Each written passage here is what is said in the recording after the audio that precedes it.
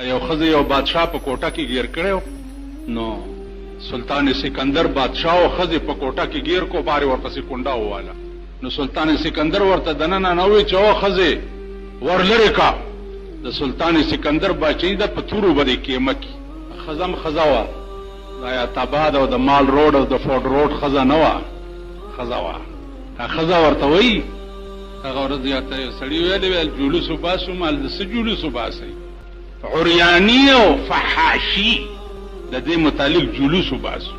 دا لیډران نه دي، دي دا مورمړي پلارمړي راټول کړي، دا قمقل، دا د خدای خره چې یو په لکۍ نیمګړي دي کینی کمپلیټ خره دا راټول کړي او ورته وایي چې چغې وهئ چې پاکستان کې عریاني برباد او فحاشي برباد. په دې چل باندې لیډر په خپله ونډه زیاتوي. مالدا خو اوس تاسو په ایمان ووایئ، په خبره پوهېږئ که نه؟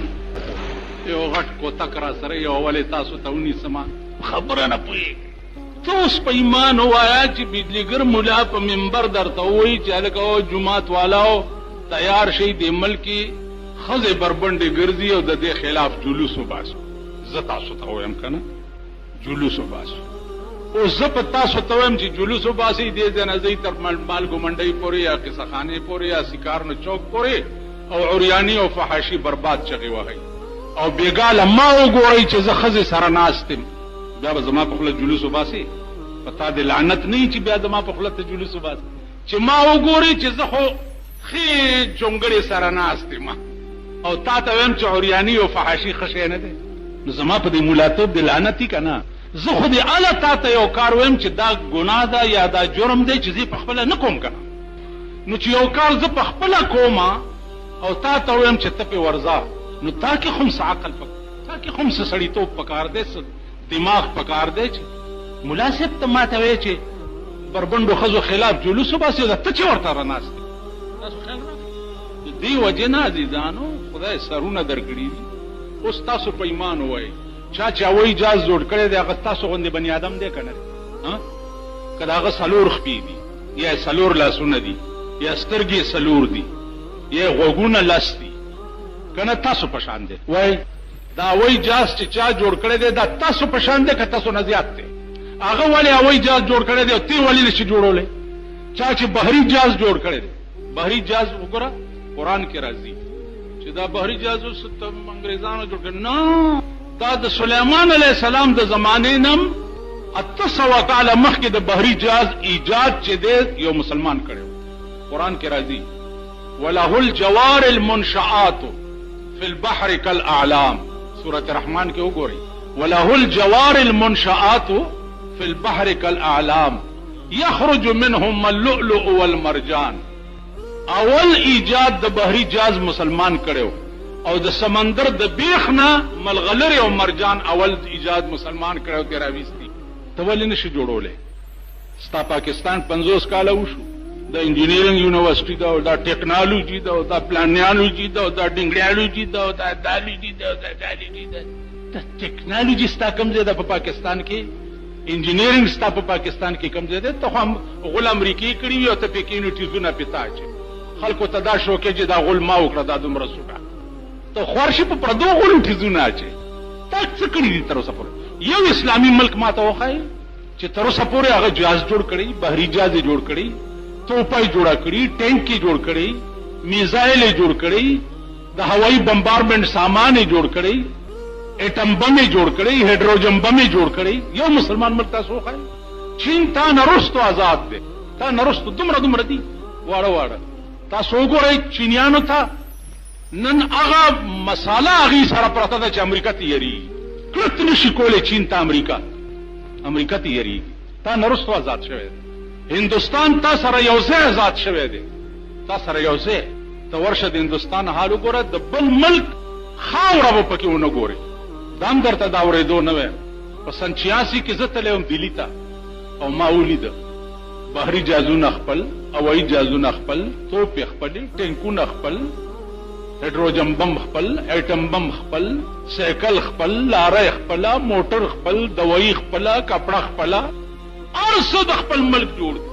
هر څه دلته حیات آباد کې د کوم ملک سامان خرڅ د امریکې د جاپان د لندن چاینا خرڅي دلته ورته دوی ګڼ کپان کینولي دي په لاره کې چې یو ته پولیس وایي او بل ته دغه وایي کسټم وایي نو هغه ورته ګڼ کپان کینولي دي چې په دې لاره که دا سامان راغی نو ونیسئ او سټورونه ترې ډک کړئ چې زمونږ خېټې پرې ډکې شي هغه پیسې بیا چېرته ځي کسټم یې چې ونیسي او پولیس یې ونیسي او اف آی ای ونیسي هغه پیسې ځي چېرته په هغې پیسې د بېنظیرې مېړه بیا مزې کوي زرداري استاد د هغه د بریتو ته وګورئ تاسو د هغه د بریتو ته چې زه وګورم پخوا د جنګیرپوره کې د ښځو بلخانو لاندې به ناست و هغه پوه شوئ نو دلته ورته دا ګڼ کپان کینولي دي نو هلته چې ته والې غلط دي ونیسي قانون دې په لاس کې واغستو غیر قانوني سامان دې دلته راوړو خلاص که ما قانون په لاس کې اغستی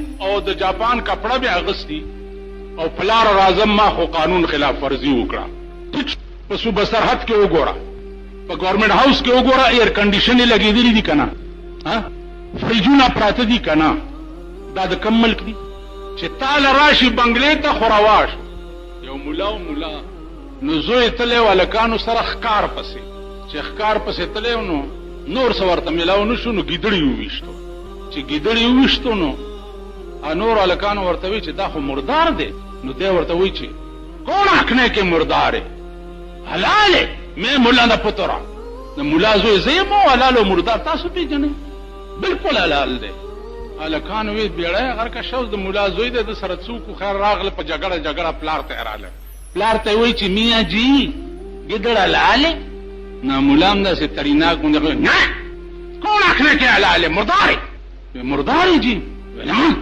ویل اچھا پھر نور جمال حقنے کے حلال استا زوی نور جمال وی چې حلال دی ویل اچھا نور جمال حقنے ده په ټیرو مې کتاب دیکھا المارے ته منډه کړې ده کتاب سورګه چې اوس نور جمال لوجه پیدا کم کا کتاب راغسته ده نو الکان ناس دی اوس وی میاں سنو کتاب نہ مسئلہ کہ جتھے میاں نور جمال گدڑ شجڑ سب حلال د کتاب مسئله ده چې نور جمال چرته یې هلته ګیدړان هم روا دي د سیب بنګلې ته چې راشي نو بیا قانون لاس کې نه بیا روا شي او که غریب په مزدورۍ اوچت کړی او را روان کړی نو قانون دې لاس کې واغستو پرون دلته یو مجسټریټ راغلی و چرګانو والا یې نیوه او مې نه لیدو نو چې د ده نه ما دا دورنیک داسې تاو کړی چرګانو والا یې ونیو چې قانون هم لاس کې واغست 240 نرخ دی او تاسو په 3 خرڅوئ هغه ورته کور دی د میردین جومات شاه کور دی لوټې شه نو په 3 شپېته خو مونږ ته میلاویږي په منډۍ کې نو په 340 څنګه خرڅ کړو کور دی وران شه نو یې بوتله پرچه یې پرې ورکړه نن یې چې چالان کړه یو نه مې پوښتنه وکړه مال څنګه چل دی ویل 1500 روپۍ جرم کړم دا 1500 روپۍ به کوم ځای ته ځي دا پته مو لګوه ډېر شکر دی د اړه مې داسې خوشحال کی پرون دلته څه ډېر شی راټول شوی داسې کتبې مطبې دغه کړې وې چې هلکه دا څوک دي وی دا ناراض ګروپ دی د پیپل والا یو سړی قید کړی نو هغه له په استقبال کې ولاړ دي دا غریب دي که نه خدای پاک یې په خړ سیلاب یوړي وخت نه دی راغلی که وخت راشي د ټولو نه مخکې به ډمان شرموي داسې به ګډېږي چې ډمان به شرموي نو ما تاسو ته دا عرض کولو چې زه ملا یم او زه پوهېږم رڼا او تیاره پیژنم شپه او ورځ پیژنم نو هغه ښځې ته سلطان سکندر آواز کوي چې د سلطان سکندر باچهي ده په تورو به دې کیمه کی نو ښځه ورته څه وایي د بهر نه ورته وایي د سکندر د تورې خبرې راته مه کوه د سکندر د تورې خبرې مه کوه سکندر هم ته یې ځان دې خلاص کا سکندر خیال دا و چې دې ښځې جوړ زه نه یم پېژندلی ځکه یې کوټه کې ګیر کړی یم که دې ته دا پته وی چې دا بادشاه دی بیا به څنګه ګیرولم ښځه ورته وایي د سکندر د تورې خبرې ماته مه کوه سکندر هم ته یې ځان دې خلاص کا او بادشاه زه ښځه یم او ته بادشاه یې ما په کوټه کې ګیر کړی ځان نشي خلاصولی په دې مې پویه کا چې سبا د خدای په جیل کې ګیر شي نو څنګه به ځان خلاص کې الله ښځې دا وي او ښځې دې ته وایي بادشاهانو ته به دا خبرې بیا ورته وایي ښځه یم خو داسې ښځه نه یم چې د جهان نه بې خبره یم. زه د جهان په ټولو کرتوتونو باندې پوهېږم. عزیزانو عرض مې دا زه ملا یم خو د الله مهرباني ده زه ډېر زاغ ملا پیدا کړی.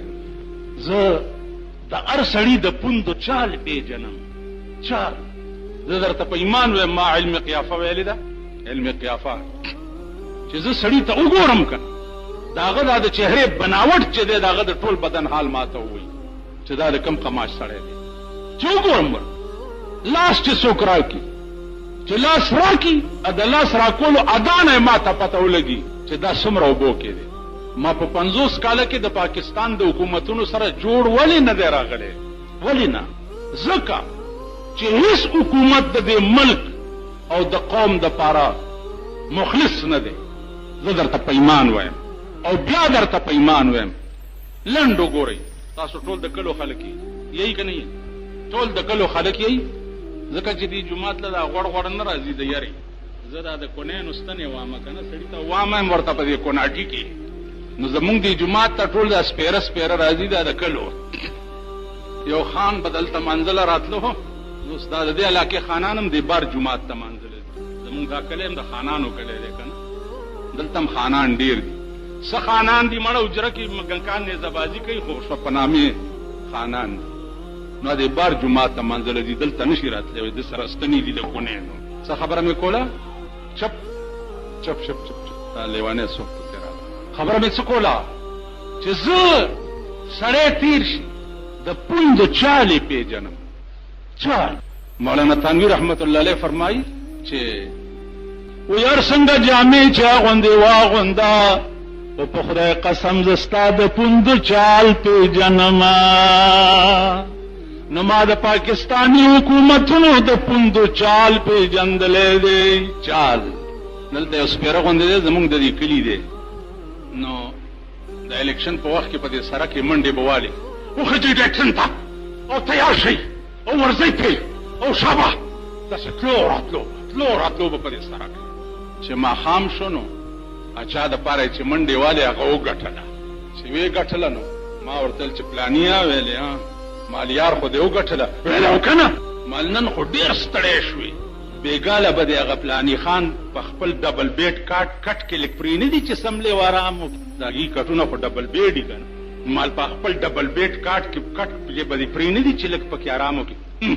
ویل مونږ بنګلې ته نږدې نه پرېږدي او ډبل بیډ کې هم سملوي. نو مال خدای دې په شرمونو وشرمواسې دې ځان وشړولو ټوله ورځې. خان ته غویې فرض کړی قل بدر باندې وکړي بیا دې په اخرو تړي. خان او نواب تاسو د هغې غویان یئ. د عوام چې دي دا د ټیکهدارانو خره دي. ټیکهدار چې ټوله ورځ په خره باندې کومه ګټه وکړي که نه په خره نو د شپې ټیکهدار چېرته لاړ شي او خر چېرته لاړ شي؟ خر لاړ شي هغه خپل ډیران ته چې غلمل پې وخوري او ټیکهدار صاحب بنګلې ته لاړ شي. نو دا عوام د ټیکهدارانو خره دي. دا عوام د دې لیډرانو خره دي. بله خبره ده چې اوس عوام خدای پوهیږي نه نو چې نه لا تتخذوا اليهود ټول وایي لا تتخذوا اليهود والنصارى اولیاء. یهود او نصاراو ته به دوست نه وایي. خدای ویلي دي که ته د خدای نه لوی نو ورته وایه. بیا نن کابل ولې سټ کېدو ته امریکا نه پرېږدي؟ ولې یریږي چې که کابل او پاکستان او ایران دا درې واړه ملکونه یو شو نو اسلامیک بلاک به جوړ شي بیا به پکې زما دارونه خرڅي. تاسو به وګورئ دا کابل به ټوکړي ټوکړي د دې پاکستان حشر به ته وګورئ که مړم او دا پاکستان تاسو ټوکړي ټوکړي د دې خلقو د لاسه د امریکې په شیطانت او نه لیدو که مړم نو راشئ په قبر مې متیاز. هېڅ ترقي مسلمان ملکونو کې نشته. یو مهرباني په خدای کړې ده چې پیسې او دولت یې وله ورکړی دی لکه عرب ملکونه چې د تیلو کوي ورته رایستي دي په وطن کې هغه دولت دی ورسره. نور هیڅ ترقی مسلمان ملکونو کې. مصر وګورئ د زرګونو کالو مسلمان حکومت دی. د زرګونو کال تاسو وګورئ په مصر کې هیڅ ترقی نشته. د مصر بادشاه چې دی حسن مبارک هغه ورځ یو دوه مصریان راغلي او تبلیغي جماعت ما ته پوښتنې کولې ما وی چې تاسو احرام مصر کتلی دي هغه ځای چې کوم ځای کې د فرعون لاش پروت دی او تر اوسه پورې خدای پاک باقی ساتلی ثابت پروت. دا ثابت خدای پاک دې د پاره ایښی دی چې لتکون للعالمین نذیرا، ستا دا بدن به زه ثابت ساتم تر قیامته پورې. صله لتکون للعالمین نذیرا، چې د ټول عالم د پاره یو عبرت وي. نو ما هغې ته وویل مصریانو ته چې تاسو احرام مصر کتلی؟ نو هغه داسې په ګیره لاس ووهلو، وی چې لصاحب اللحیة هذا ممنوع. ګیرې والا احرام مصر کتو ته نه پرېږدي. دا ګیره ویل ګیره مونږ پټ ګرځو په مصر کې، او مصر کې قانوني طور هذا ممنوع، دا ګیره منع ده. مال ائمة المصر، د مصر ائمه ما ته ویل صفا مخونه وي په منبر ناستې خطبې وایي ائمه د مصر. اوس د مصر د حسن مبارک نه لوی ټټو چې دی د امریکې دا بل نشته. لوی خرید شده غلام چې دی هغه د امریکې د مصر نه بغیر بل نشته. په عرب ملکونو باندې تاسو وګورئ ټول تسلط چې دی هغه د امریکې دی. د خپل ملک ته راشئ، قرآن خدا ویلی دی چې یا ایها الذین آمنوا لا تتخذوا اليهود والنصارى اولیاء. اے ایمان والاو، لا تتخذوا اليهود والنصارى اولیاء. یهود او نصاراو ته به دوستان نه وایي، او یهود او نصارا به په دوستۍ نه نیسي. د قرآن خدا قطعی حکم دی او قطعی فیصله ده. رسول الله صلی الله علیه وسلم چې فتح د مکې وشوه نو حکم یې وکړو چې وباسئ یهود او نصارا د جزیره عرب نه. د عرب په جزیره باندې چې څومره یهود او نصارا دي هغه د مصر عربو نه. پیغمبر حکم دا کړ نن ورشئ سعودي ته، 2 لکه فوج د امریکې د سعودي په قوو پروت دی، او په جده کې دا د اورېدو خبره تاسو ته نه کوم په منبر رسول باندې، دا د لیدو خبره درته کوم. په سن 65 کې ما لیدلي او په سن 82 کې بیا زه عمرې ته تللی وم، بیا مې لیدلي چې د جدې بندرګاه چې دی او د جدې ایرپورټ چې دی په دې تمامو باندې به انګریز او مې مګورې بربند به روان. د جدې د سمندر بندرګاه چې دی په هغې باندې څومره تفریح ګاونه چې دي هغه د انګریزانو دي. څومره جدا هغه ښار دی چې بیبي حوا پکې پرته ده، ستاسو مور پکې پرته ده. جدا هغه ښار دی. نن زمونږ د مور قبر ته دعاګانې چې دي نو هغه د لندن او د امریکې انګریزان کوي. نو عزیزانو عرض مې داو چې خدای ویلي چې دا سړی به چرې ستا دوست نشي، دا نشي ستا دوست کېدی. نو که ته وایې چې دا زما دوست دی نو ته رښتیا وایې. اوس امریکې ته مونږ دوست ملک وایو که نه وایو؟ انګریزانو ته مونږ دوست ملک وایو که نه وایو؟ اوس اسرائیل ته مونږ دوست ملک وایو او کوشش کوو چې اسرائیل سره زمونږ سفارتي تعلقات جوړ شي. نن ستا په ملک کې چې هر حکومت بدلیږي د هغې فیصله په وایټ هاوس کې کیږي. زمونږه د مسلمان فیصلې خو به پخوا په اسمانونو کې کېدې، اوس د مسلمان فیصلې چې دی په وایټ هاوس د امریکې کې کیږي. نو قرآن کلیر کټ آرډر دی چې لا تتخذوا اليهود والنصارى اولیاء. یهود او نصاراو ته به دوست نه وایي، دا ستاسو دوستان نشي کېدی. خدای ویلي زمونږ هر ادا وګوره د انګریزانو ده، هر ادا. کوم ایجاد د لعنت چې انګریز وکړي، کوم ایجاد د لعنت چې انګریز وکړي، اول خیر مقدم ورته مونږ وایو. اوس د ډیشنټین ایجاد چا کړی دی؟ که ته مسلمان کړی دی نو مسلمان خو تر اوسه په میخ جوړولم نه